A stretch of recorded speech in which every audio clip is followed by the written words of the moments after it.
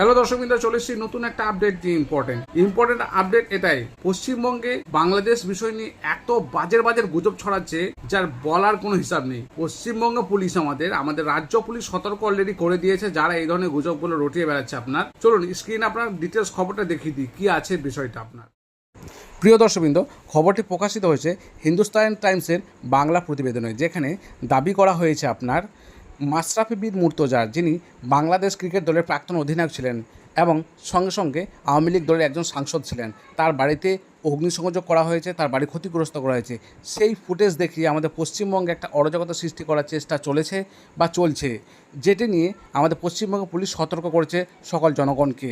কারণ সেটি লিটন কুমার দাসের বাড়ির ছবি নয়, সেটি হচ্ছে আপনার ক্রিকেটার মাশরাফি বিন মুর্তজার বাড়ি পোড়ানো ছবি।